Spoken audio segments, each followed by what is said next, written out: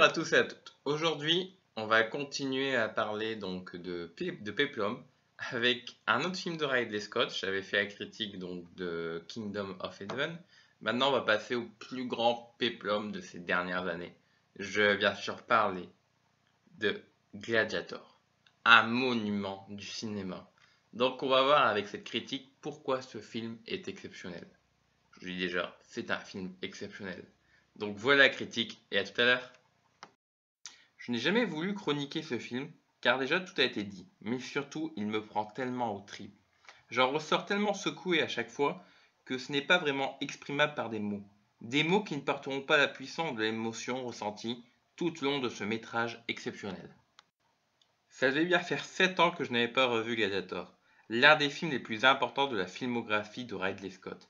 Cinéaste difficile à cerner, au choix de carrière quelque peu surprenant. Se remettant tout juste des fiascos commerciaux et critiques du lame de fond et du nauséabond G.I. Jane, on était en droit de se demander si le bon Ridley serait capable de réitérer les succès totaux que constituaient ses 3 premiers films, ou même j'ose dire son 4e qui est Légende, qui m'a agréablement surpris. Aujourd'hui on connaît la réponse, Gladiator offrit une seconde jeunesse à son auteur, qui aujourd'hui ne cesse d'enchaîner les projets à un rythme effréné. Pour le meilleur, mais aussi pour le pire. Avec Gladiator, Ridley Scott ressuscite presque un genre tombé aux oubliettes, le péplum. Tout de moins, il est l'initiateur d'un courant qui viendra s'afficher sur nos écrans à plusieurs reprises dans les années 2000. 3, Alexandre, Kingdom of Heaven, 300, tant de films qui ont vu le jour grâce au succès de Gladiator. Pour autant, aucun n'a jamais réussi à atteindre la quintessence de Gladiator. Il aurait pu durer 1 an de plus, que je me serais probablement pas ennuyé pour autant. L'histoire était très plaisante à suivre. C'est celle de la chute d'un homme d'exception, Maximus Decimus Meridius, trahi par l'avidité du fils de l'empereur Marc Aurèle, prêt à tout pour prendre la suite de son illustre père, une histoire captivante, faite d'honneur, de trahison, d'ombre, mais aussi de lumière. La force du film réside en grande partie dans ses personnages, mais surtout dans les acteurs choisis pour les incarner.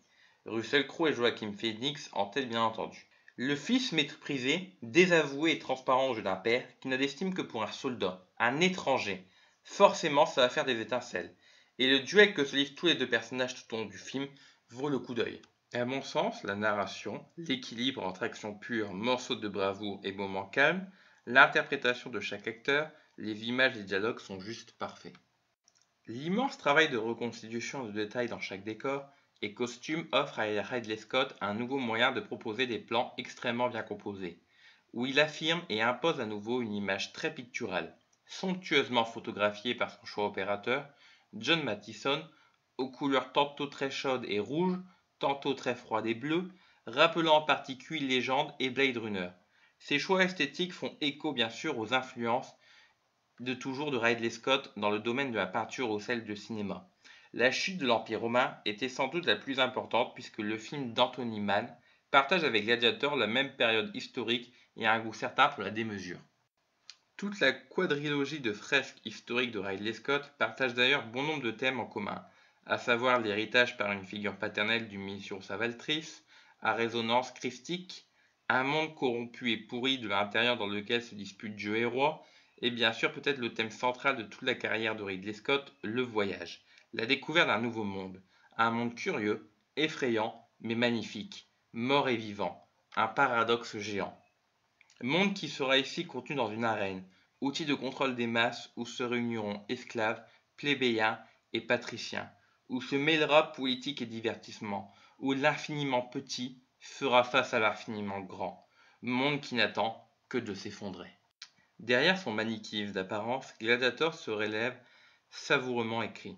Il opte pour un déroulement classique, qui reprend efficacement les codes du péplum, tout en ajoutant un propos politique, certes simple, mais pertinent et très actuel. Compte tenu de la nature même de ce film à grand spectacle, de la même manière qu'Anthony Mann, Ridley Scott prend soin de ne pas faire de ses personnages très théâtraux de bêtes stéréotypes. Car finalement, comme le démontrent très bien les premiers films, quand bien même Scott sera un cinéaste très visuel et attache au spectacle massif, il reste d'abord profondément lié à ses personnages, à leur intimité.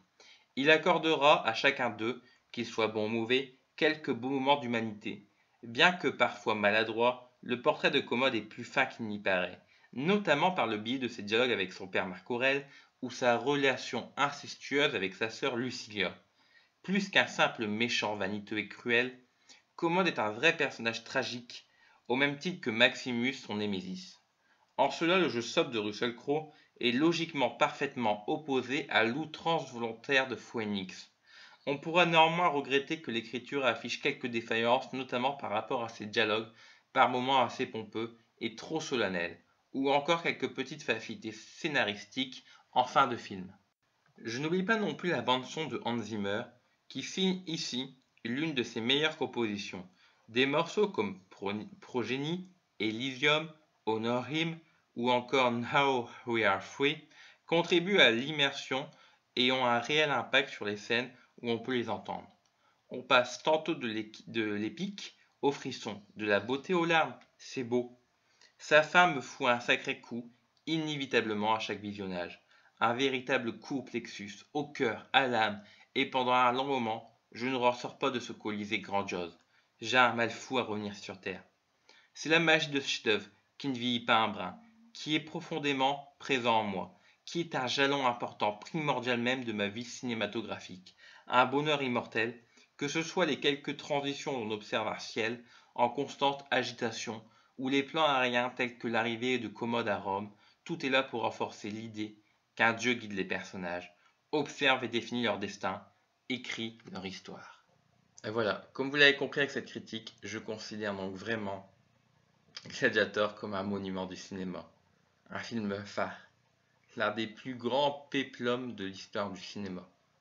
Donc n'hésitez pas à le regarder, car vous passerez vraiment un très bon moment, un moment d'excellence.